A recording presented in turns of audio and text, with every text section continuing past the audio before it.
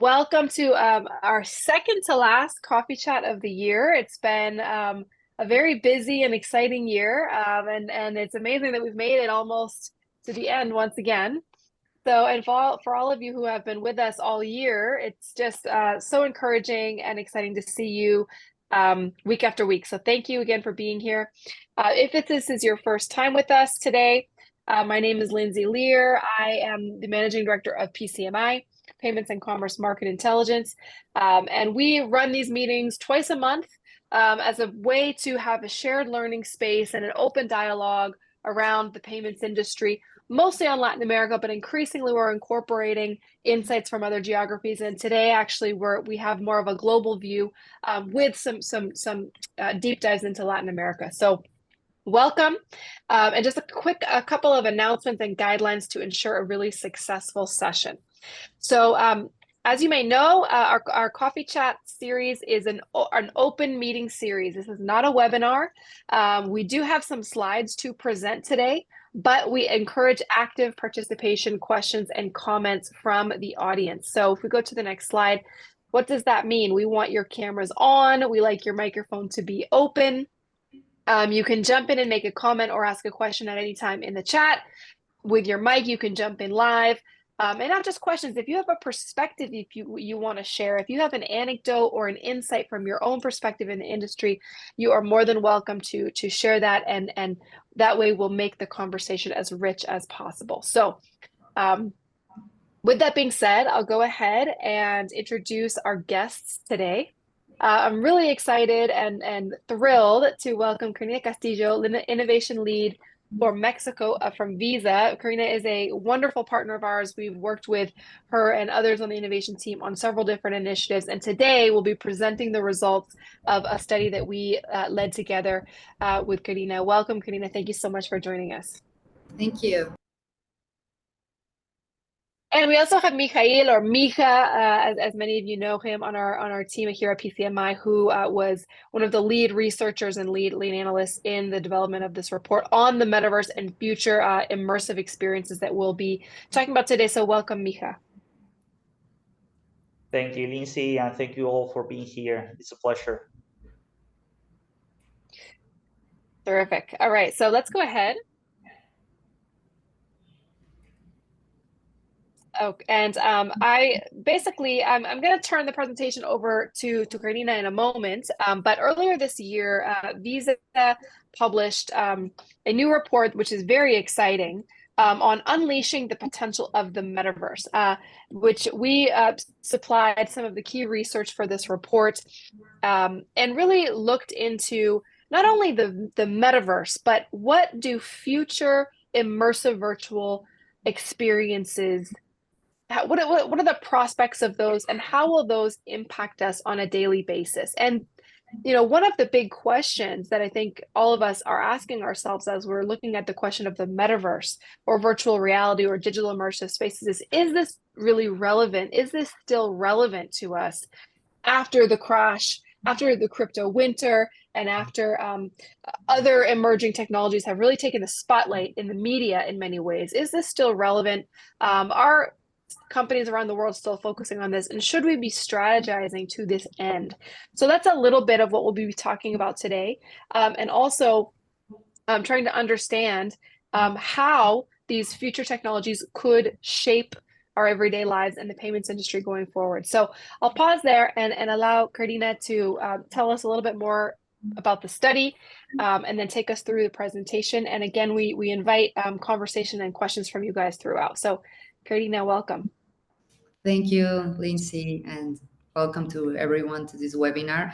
As Lindsay was mentioning, we were very interested in understanding a bit further what was all about the metaverse, if this was a trend or a fad.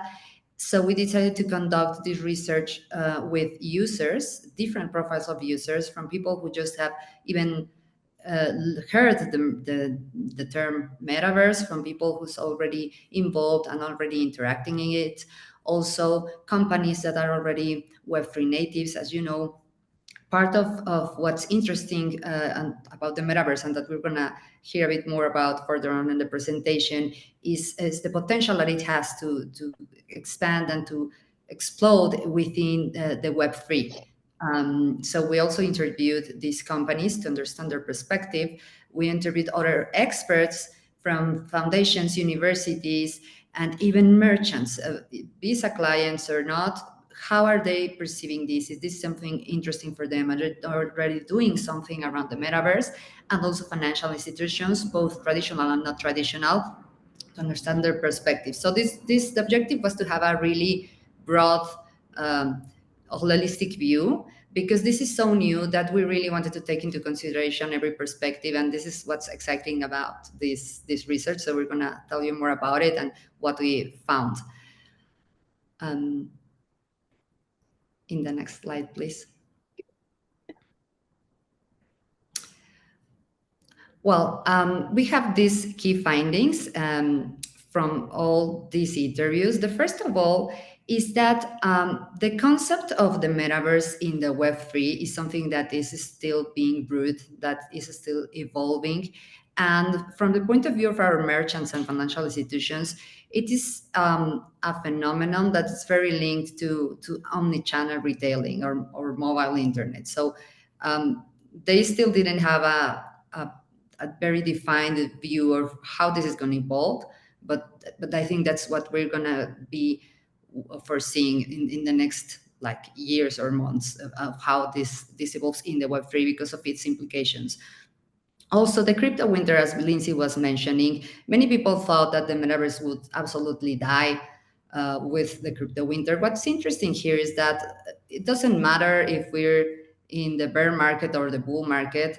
The thing about Web3 is the technology and what it will allow to do, and how this will enable users to get true ownership of their digital assets. So that's not that's the crypto winter is not really something that's gonna like make the metaverse die because of this like period of time. Actually, the technology is what matters to us. Also, the use cases that we found for now are still like some of them we have seen a lot in different industries, but the ones that are really getting relevant are really few for now for our merchants and financial institutions. They are starting to test some things like perhaps virtual branch or marketing initiatives, but it's still something that it's under test, right? We don't see for now like many use cases that are really exploding for now, but it's something that we're gonna continue to watch. Also, security and ease of users of use for the user experience is something key, and we're going to talk about more further on in the presentation. But making this onboarding experience easy for our customers and making them feel safe is going to be key for this to be adopted. About how the metaverse is going to look like, and we're also going to talk about it further on. But there are different types of metaverse, and some of them are open and some of them are closed. But we don't see that we're going to have just one flavor of it. We see that the metaverse is going to be different spaces with different characteristics, and we're going to be seeing different platforms thriving and emerging from different communities. Also, big tech is also going to play a big role in terms of investment and development of technology. So we do see that we're going to have a balance of small platforms, small players, emerging players, and both big tech players.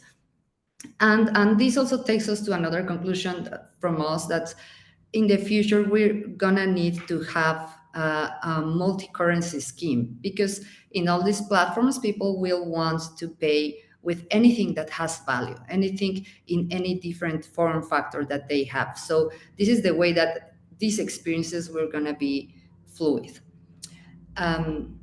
So going on to the next slide, please. So with this, we're going to take you through from what is the metaverse, right? We all have different concepts, and it's a concept that's still evolving, to what does this imply to our businesses and what kind of opportunities we foresee in the near future. Well, some disclaimers. about the information that we're sharing with you. That is just for informative purposes. So, what is the metaverse? How are we seeing these immersive experiences growing? And what are we doing? And what is Visa creating to support our partners and clients to help them find the right strategy in this brewing, exciting space? Well, starting off with this video, when one thinks of the metaverse, we imagine this kind of experiences, right? We're present, we're sitting on our desk, and suddenly we put on a headset, and we can just get into a merged experience of our reality and virtual reality. But what's behind this, and what is enabling these kind of experiences, and what are the barriers that we're seeing now is what we're gonna explore. So the metaverse, as it's being defined by different experts, as I was mentioning, is something that is evolving. But basically, this concept was brewed like in the 90s by Neil Stephenson. He in his book Snow Crash, he was the one who coined the term, and after that, we've been seeing that in different industries. Gaming is one of the industries where we can relate more the term metaverse, but it's basically an evolution of the internet. It's not something that's gonna replace the internet as we know it. As we know, internet back in the 90s started with portal sites like Yahoo, and then it evolved when Google launched search, and it became one of the most valuable companies. And then in the 2010s, we jumped to a scheme of social media where there was actual interactions uh, among users and actual content uploaded that you could share. So what we think is the metaverse is this digital space that's fully immersive, that is fully interactive, and that it's persistent, it's existing all the time, and it's alive. And what's important about this is it is allowing users to be part of a variety of experiences, activities, and interactions among other users, and with brands, and with objects, and also with payment forms.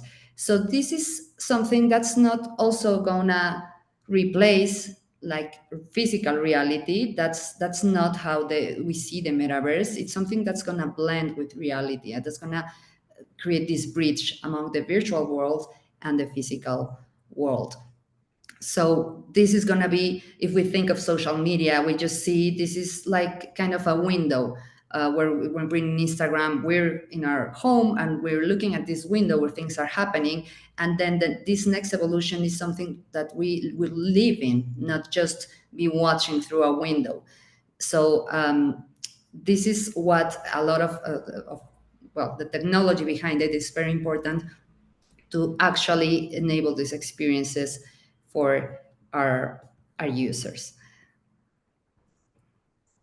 Gary, sorry, let me add something that I think that is important. You already mentioned, but I think that it's important to highlight that it's a concept that is under construction. Okay, so we don't have an official definition or an official concept about what metaverse actually is. So it's important to highlight that we are already discovering new elements, discovering new potential use cases for the future, and it's important to understand this. That is a concept under construction. You are not going to see, and if you see or if you read a concept, official concept between quotation marks, that is like that is not true. I mean, there is not an official concept about what metaverse actually is. So it's important to understand that.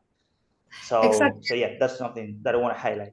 Yes, and the reason it is under construction is because this is going to be fully collaborative. Every expert we spoke to talked about collaboration, right? There is not going to be one player who's going to be owning the metaverse. It's not like one platform. It's like saying the internet, right? It's a concept that everyone can jump in, and it's not the name of a company, or it's not owned by someone. It's something that's going to be built among different players of different sizes and and that's why it's under construction, because we cannot already define if it's still like being created, right? But we do know. Karina, let me just I'm curious from the audience today, guys. How many of you have ever logged into a metaverse platform or used, a virtual reality headset? You can just raise your hand like this, or using the little emoji. Do we have anyone? We've got one, two. We've got a couple. I've tested it out myself. Cannot call myself a regular user at all. And how about your kids? Anyone with kids who have used, Meta's, Quest headset or any other type of headset? Is this something that you see younger generations adopting?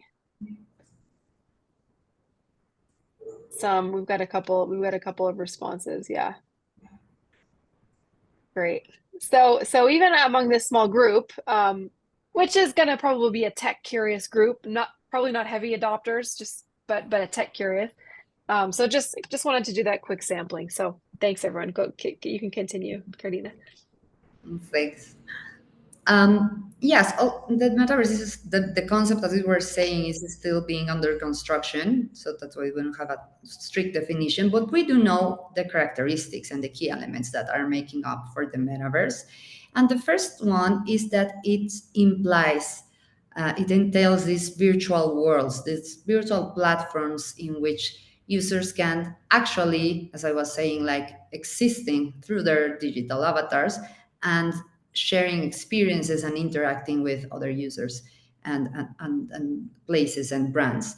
So that's why the virtual part is better enabled when we do have a headset that allows us to be immersed in these worlds. However, as we know, there are already metaverses that you can jump in through a 2D interface, like through a mobile phone.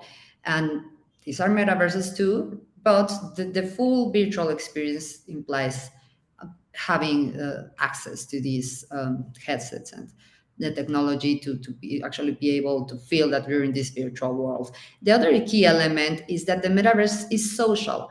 As we were talking, this is an evolution from social media. Well, it's still going to be social and even more engaging, because what we see is that once you feel that you are into this experience with the avatar that you chose, interacting with elements and with users, experts do think that this is going to create more engagement with brands and even create more opportunities of purchasing opportunities or transaction moments.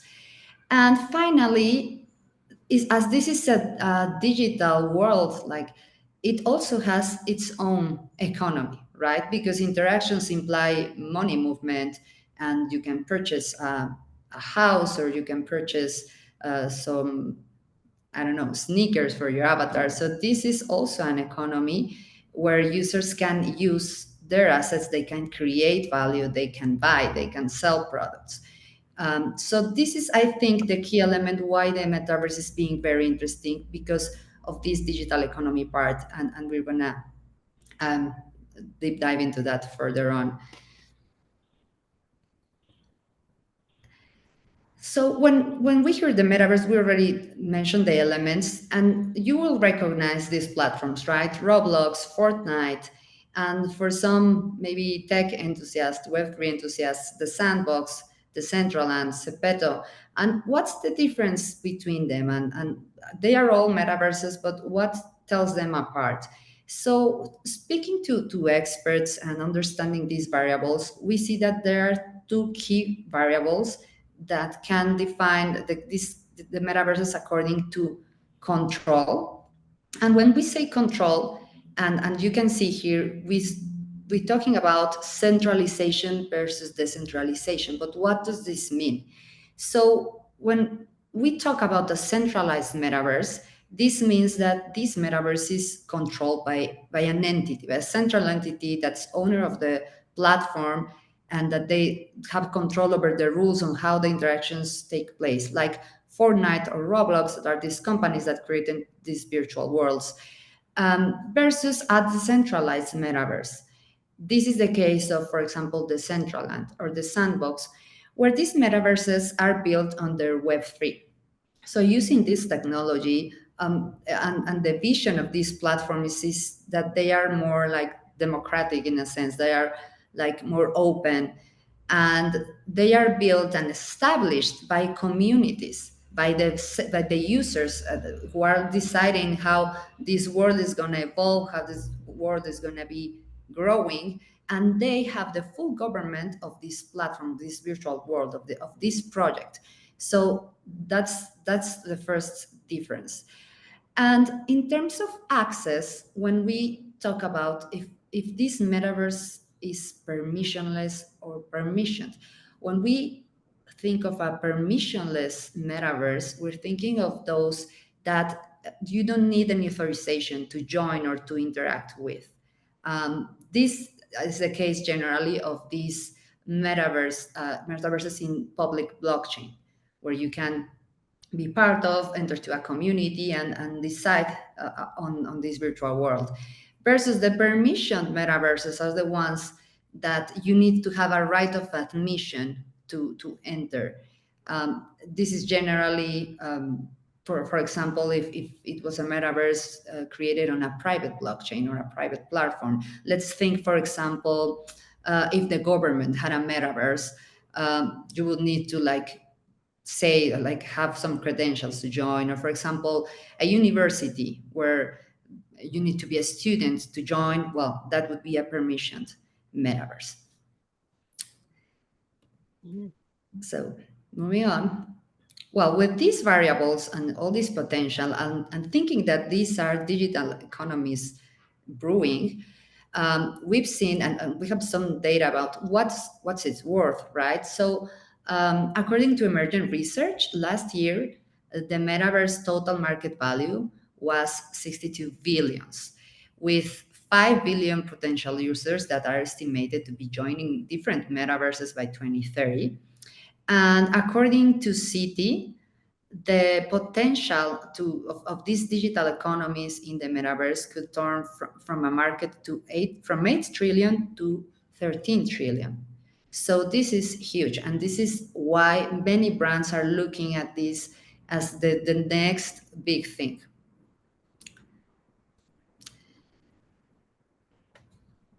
So with all these opportunities, how, and according to what we found in our research, what would be the guiding principles that you can follow in order to be near to the consumer? We're talking about collaboration and how all the brands need to collaborate to create these experiences. But we in Visa believe that we need to think of the user first. So as we mentioned, we had interviewed different profiles of users, and what we found that was something across all the different profiles of users were three guiding principles that we're gonna in the next slide. Thank you. So the first one is that simplicity is gonna be fundamental, and that it's gonna be a must. And this might sound like a no-brainer, but let's consider that the metaverse and the technology behind it it has some implications that are not so easy to understand, and that people are not very used to. For example, when we think of the very famous NFTs, right, the non-fungible tokens, which are these digital representations of value that are unique and that imply value, and that they can be tracked back and can define the ownership of this NFT. But people don't understand what that it is. For example, when we ask people if they have ever entered to OpenSea, which is the most important marketplace for NFTs to create or sell, they do believe, even if they have been there, that the process is quite complex. So even Gen Z users believe that the process of onboarding, of getting a crypto wallet to be able to interact in a decentralized metaverse is not so friendly. So this is like the first consideration that we all that are participating in creating this metaverse need to consider and need to work for having this user experience being more fluid. For example, making them easier to create an avatar, or to make it easier for this avatar to be interacting in different platforms, in different games, and having these credentials that are unique and that are controlled by the owner of this digital ID. The next principle, thanks, is the capacity to tying the digital with the physical. As I was mentioning earlier, for the metaverse to be relevant, we really need to create a link between the digital and the physical world. And that's why interoperability and fluid experiences are going to be very important. And even in our case, that's something that we are fostering, is having payment methods that can be easy to use also in these digital economies. We do see that in the future payments and any kind of value will need to be interoperable among these physical and digital worlds. Also, people will gonna want to use their wallets, even if it's a centralized or decentralized wallet. They want to be able to use that what they use in the physical world in these virtual worlds, right? Um, and in this sense, what experts believe and what we found about from our research is that some experts believe that decentralized platforms are going to be more interesting in that sense, because that's the way that people can actually own a digital asset. When we think of centralized platforms, when you think of an avatar that lives in Roblox, like it lives there, you cannot take it away. It's if you close your account, it stays there. But in a decentralized platform, your assets, to your avatar, your ID can be taken with you because it lives under a blockchain. So that's why these experts believe that this technology is the one that's going to be helping enabling these experiences that are fluid and that connect the physical and the digital world. And when we think of connecting to the physical world, it also implies that users want value in the real world, not only in the virtual world. And the next, Karina, I remember from the research that particular principle was really interesting to me because it's not so intuitive, right? Marrying, I mean, the metaverse is the most digitally immersive you can get, and people want to marry that with the physical. I mean, I remember respondents saying, I want to be able to pay with my Apple Pay or my, card that I use at the supermarket in any virtual world and carry those wallets with me. So it's not, people don't, it's a misconception that people only want to use a crypto wallet or a digital currency. yes, I think it just speaks to ultimate interoperability no matter where I'm interacting or wanting to spend my money. And also use the value. I love what you said about the digital elements having value in the real world. Another element that we're seeing that might even be closer to a scaling use case is using value that I accumulate in a game or in a virtual world in the real world to make purchases in the physical world. So it's just, I think it just speaks to that ultimate interoperability that's so hard to achieve, but is ultimately what drives huge amounts of value for these ecosystems. exactly. And that's why we need to put the user first, right? We need to work towards creating the capabilities to build these experiences, because that's what's going to make people trust in these virtual spaces and want to interact and transact. And Kari, Yeah. if I may, I think that another thing that is important here to highlight is that nowadays, and mostly considering this new concept of metaverse, it's impossible not to think about an omni-channel strategy. I mean, we have multiple devices. We have our desktop computer. We also have our mobile phones, and we also have our headsets, or we are going to have our headsets. So that is the main idea, or the main the roadmap for metaverse users to all have our own headsets and use them, of course.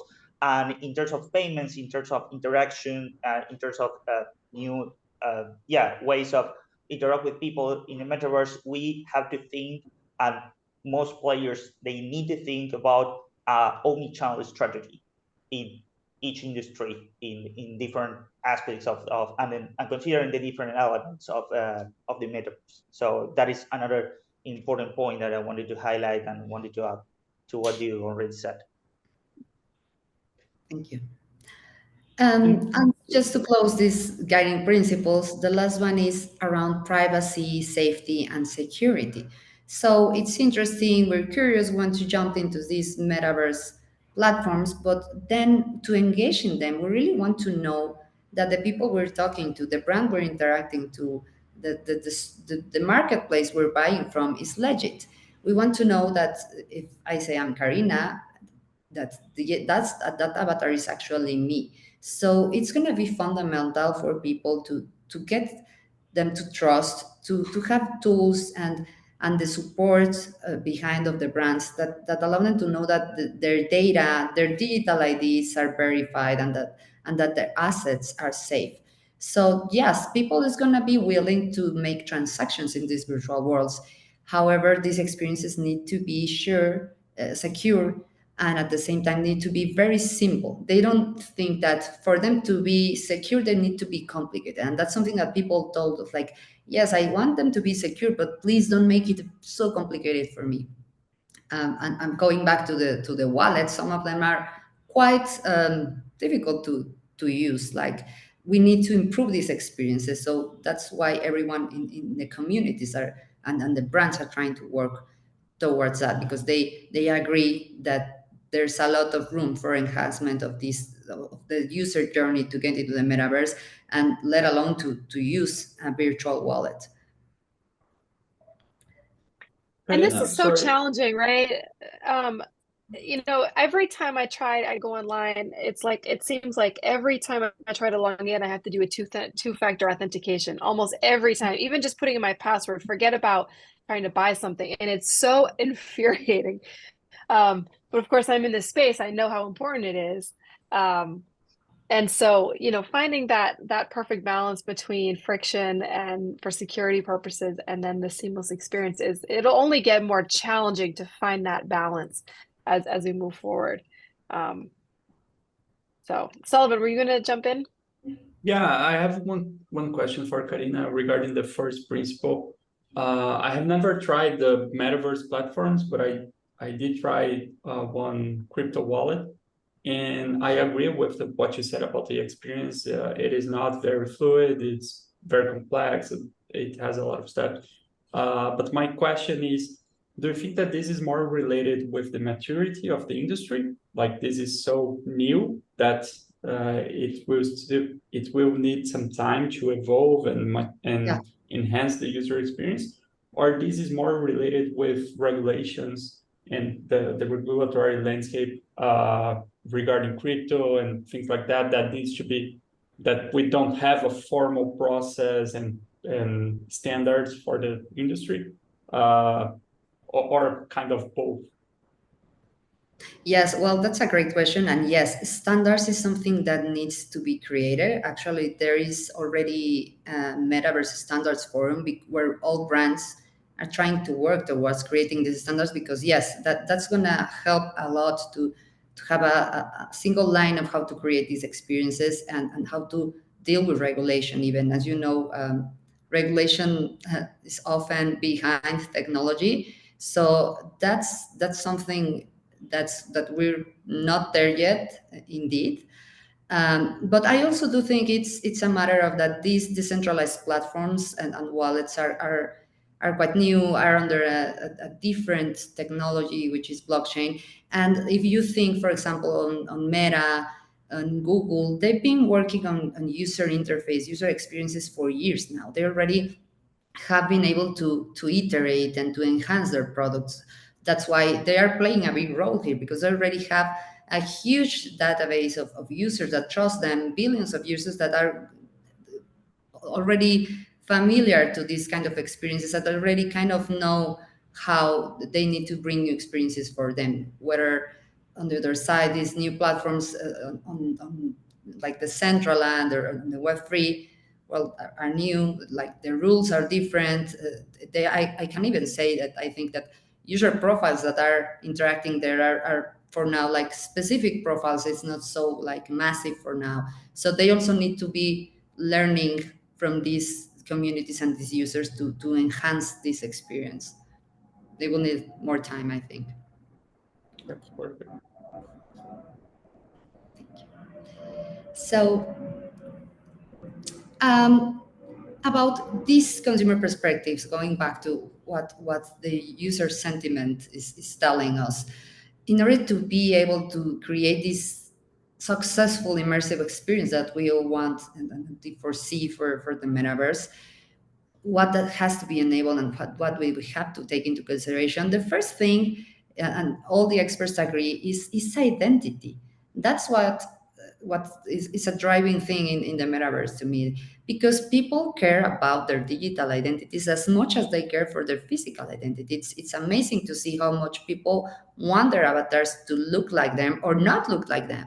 And this is going to be interesting for marketing purposes even, because we're going to bump into people who has an identity or some like likes in or preferences in the physical world, but what if their avatar is completely different? Maybe their avatar are like look different or purchase different or have a specific identity in a virtual world, and they want these identities to to be the same in the different platforms that they move across.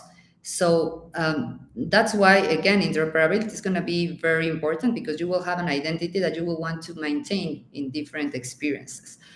The second one, and to me is what's driving interest in the metaverse and the fact that these economies are trillions worth, is and why is this important for the user, is ownership.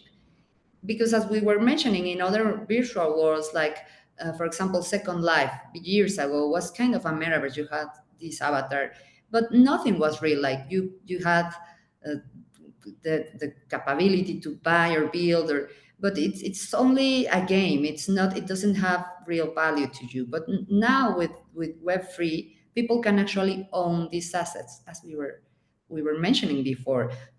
And that's why these independent platforms have this potential and have this vision of giving the users an actual asset that's really theirs, and that they can translate into value into the the physical world. That's why gaming is being the on-ramp of the metaverse, because gaming is a use case where people are now profiting from something they like to do, they like to spend time on. So it's not a hobby anymore. They can actually earn an NFT or crypto that has value in the physical world. So property ownership, sorry, is one of the key drivers for this revolution of the metaverse.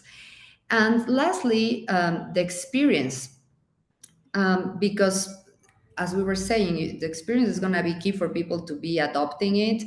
And even in the Web3, where people is going to be owning their data, their assets, this experience needs to be even better, because you know that it has a real value, and you will not want to lose control or track of that. So how you interact, how you connect, how you earn money is going to be it's gonna need to be a seamless interoperable experience.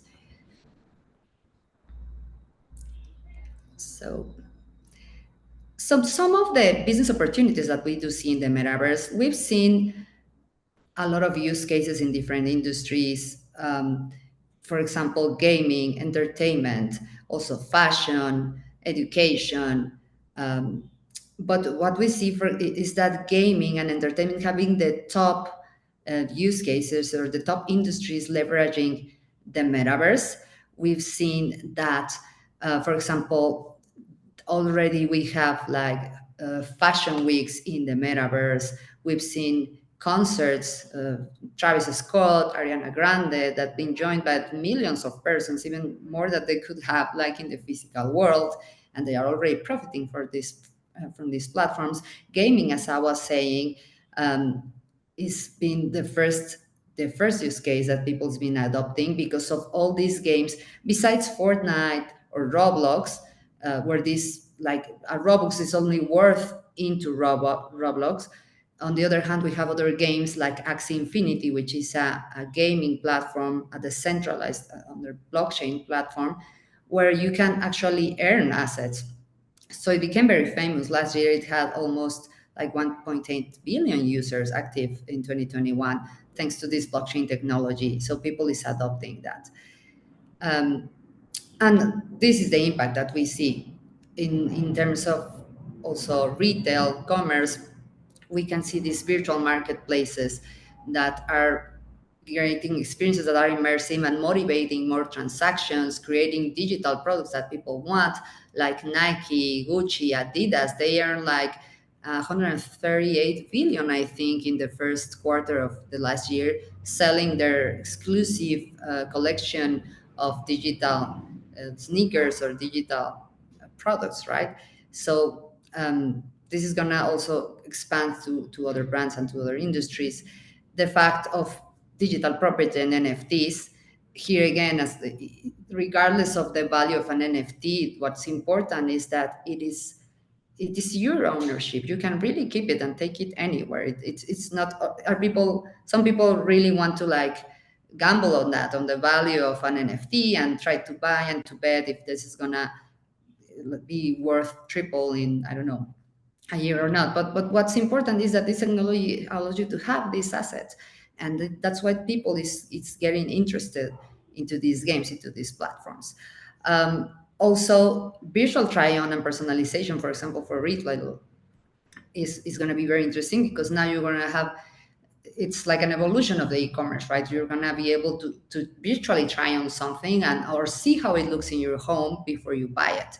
So this gives more trust and confidence on what you're buying or your purchase selection.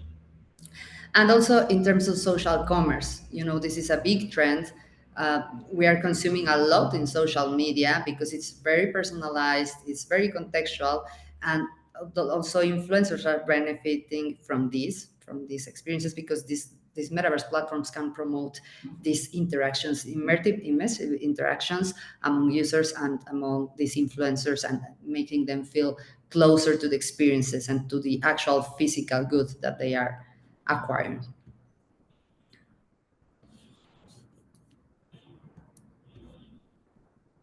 So we still, as we were mentioning, and going back to the question, we still do see some challenges that are making this, that like this is going to be a process, and this is going to have to be evolving and getting mature as years go by and as technology is more accessible. The first one is precisely accessibility, because to be able to have these immersive experiences, one needs to like have a headset, and it's not so accessible in terms of price, and also you do need to have a great internet connection to be able to like live these experiences in its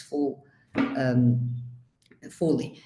So that's the first one that still needs to be like, I guess, democratized. Like technology needs to be more accessible for people. The second one is going back to interoperability, because today we don't have that. Even in blockchain metaverses, they are not really interacting among them. And that's something that I think even this Metaverse Standards Forum and other experts agree on.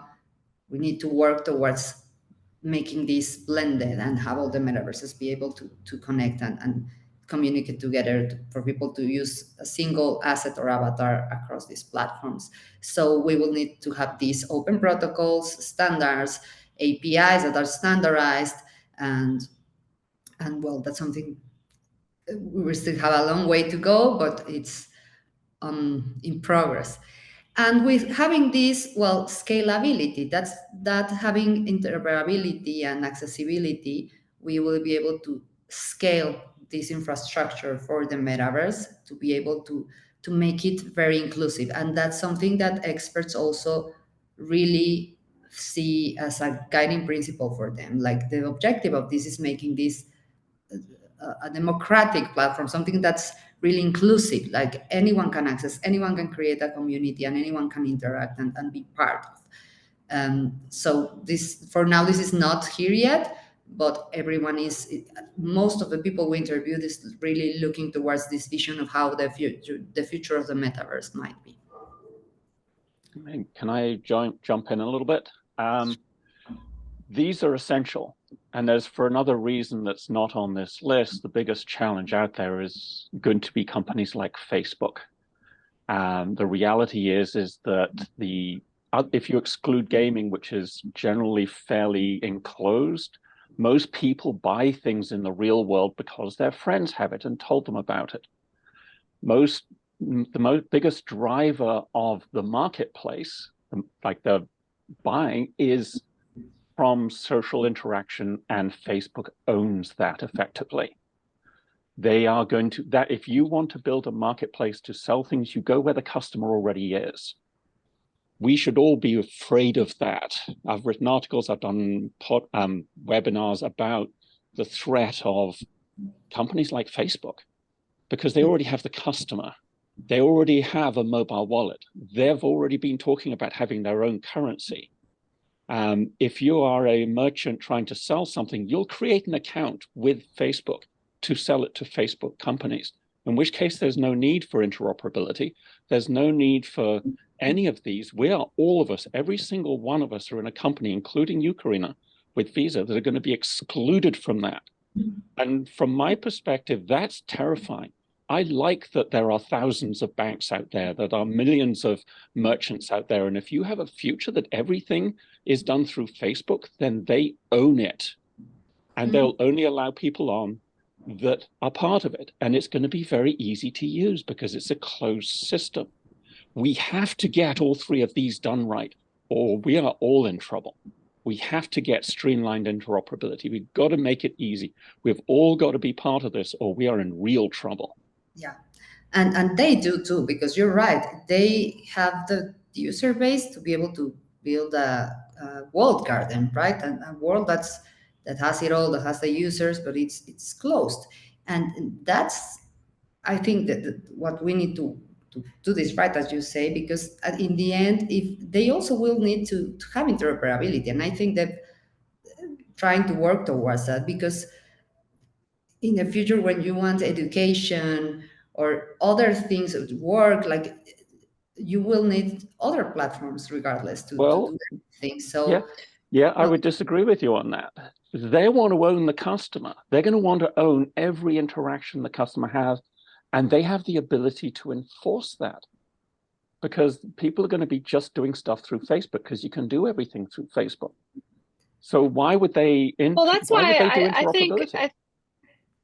I think what you're saying, Nick, there's a lot of truth to it, and everyone is watching what they do. But I think one of the reasons some of these metaverse concepts are interesting and decentralized, that's the purpose of decentralized technologies, is so that you transfer that ownership of the content from the platform to the user.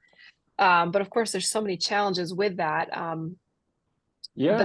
That's one interesting implication. I hope I'm wrong, but yeah, no, I mean, it's a power grab, right? Ultimately, yeah, and yeah, but it's the dystopian future that terrifies me. You end up with 5 companies running everything, and there are no more governments, no more currencies, no more independent businesses. Everything is gobbled up by one of them. That's every futuristic sci-fi movie has that. Yeah, when I want to, yeah, that terrifies me. That's one.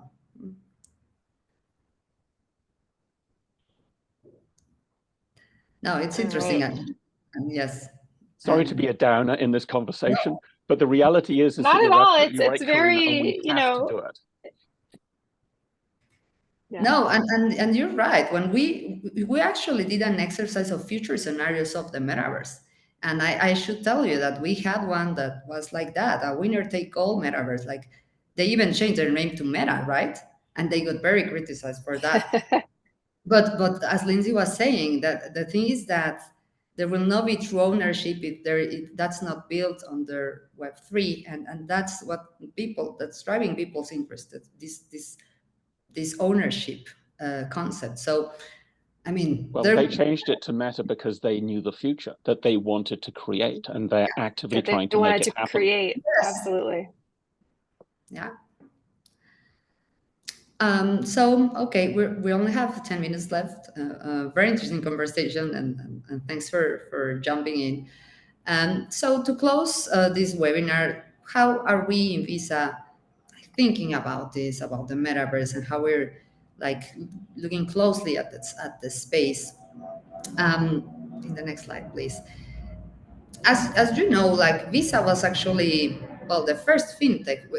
T-Hawk was the first one to have this vision of how can money could be digital, how could money move anywhere, everywhere, among everyone, 24/7. So that's in our ADN. So what we think is that we're always working towards helping everyone to thrive in the economy, to be able to have these secure experiences, payment experiences among people and among merchants, and making sure that they are fluid and secure. So once we have this new ecosystem, this new economy, our vision is the same. We really want to work, and we're working and collaborating with different partners, both Web3 and Web2 ecosystems, to help them and bring value in what we do best, which is enabling commerce in a secure, interoperable way, so that people can have this portability of their assets and are able to have the freedom to pay with anything that's that has value for them in any platform, with any kind of wallet or even biometric, and that those are the kind of experiences that we are studying and working on towards creating. If we go to the next slide, please. Towards creating new products and value-added services for our partners and our clients. We in the innovation team are very committed to always be looking to these signals of future and these new technologies that can turn into trends and drivers of change, and investigating users, experts, as we did for this white paper, to then take it in-house and research further and create and deploy some proof of concepts and new ways to interchange value, which is something that's going to be very needed in this metaverse platform. So innovation is a key pillar for us, and it helps us to explore new offerings for everyone, for our end consumers and our clients, fintechs, FIs, governments, merchants, acquirers. We also do have already. Can I jump in again? I totally agree with you on that. The role that you have at Visa and that I'm involved in as well is interoperability. That is the difficult bit. Yes. And we're experts at that. We can do that. We need to make that streamlined to the point that it's almost invisible. And it's not there. We're not there yet, but we are part of making that happen so that all of this becomes streamlined. Otherwise, Facebook wins because it's already easy for them. They're closed. In order to not have Facebook win, all of us have to be working together to make interoperability so streamlined that there's no benefit in having a closed system anymore.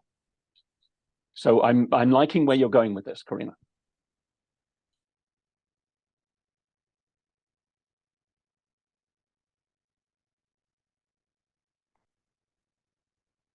Are you there, Karina? Did she freeze?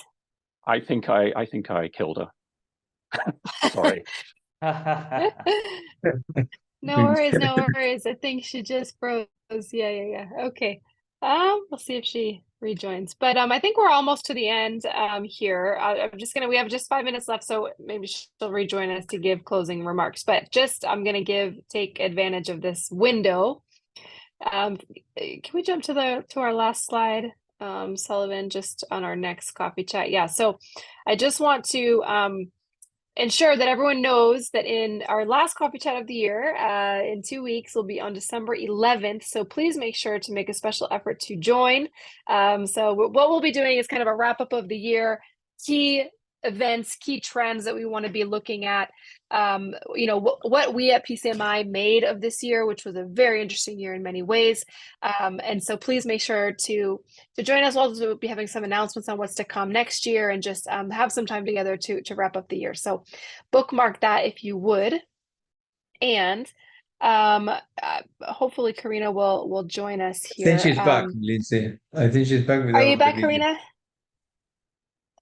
Okay. Anyway, she's still probably, I mean, she was having some computer issues, but let's just jump to the last slide here. I think I lost where we were in the presentation, but here we go. Slide 35, Sullivan. I think it's just kind of a conceptual, inspirational slide here. Mika, I don't know if you have any, final remarks you want to make, your perspective on the research. You did a lot of these interviews, you kind of poured over the consumer research. Any last comments you want to make for us today? Well, actually, I have one. I think that is an important comment regarding everything that happened around this metaverse concept, around the hype that we had in 2021. That is that many large companies, they have opened their own metaverse specific departments. That is, I think, from my perspective and from the perspective of some like points that we highlight from the research, that this indicates that they are not only focused on the short term or in the hype that we had in 2021 and 2022, but they are indeed these elements. They are trying to develop these different elements that we already see in this webinar and we highlight in the report, that give the potential that actually Metaverse has. That even though we don't have the massive use cases and massive adoption, both in Web3 and Metaverse and these disruptive technologies, there is potential here. And I had several arguments with my friends around decentralized and Web3 Metaverse and decentralized, and whether has to be centralized or decentralized metaverses in the future. That could be the answer or not. But in the end, I think that the different elements are the different technologies, underlying technologies that they that the industry is already developing. I think that we have potential here to see metaverse as one of the main spaces in the future in which we will have a new economy and different transactions and value and different use cases. That is the most important thing for the users, and thinking about the final consumer and final user. So I think that is one of the main final thoughts that I wanted to share about that. Perfect. Thank you, Mika. And I do think Karina has rejoined. Sorry. Technology. No problem, Karina. So we're just closing out with the final remarks. So I know we didn't get to every slide, but anything final remarks you want to leave the group with before we sign off? Well, the last thought I think is I do agree that this is going to be something that there. I do think that there are players like Meta that have all the leverage, but in the end, we're going to need of everyone to create this. And as Kathy Hackle says, like, let's stop trying to define the metaverse. Let's build it. Let's work together. Let's integrate everyone. Let's include everyone. And I think that people who are deeply into the space are really with this vision and are very against of having a single metaverse that's owned by someone. And I think that kind of gives like other weights, even I don't know how to say it, like it balances the actions of these big players. Indeed, they will have like they already do billions of users, huge adoption. People are familiar with that, but new generations also exploring other platforms and getting to different communities where they feel more included and building new stuff and they want to be part of this. And for example, in the centralized platforms, people is owning. People are the ones that are really creating this. So I think that's worth a lot. And I know that we can see a dystopic future of the metaverse, but I truly believe that in the end that's gonna even out and we were gonna see everyone and different brands, different platforms providing different experience, and that should be interoperable so people can have choice and be fluid among these platforms. So yeah, let's continue collaborating and watching the space. I love that. Let's stop defining the metaverse and just build the thing and see how it defines itself over time. So Karina, thank you so much. I really appreciate your remarks and sharing this research, and I learned a lot listening to you. So thank you, and thank you everyone for being here today, and we'll see you back in 2 weeks for our final coffee chat of the year. So thank you all. Have a great week ahead. We'll be in touch.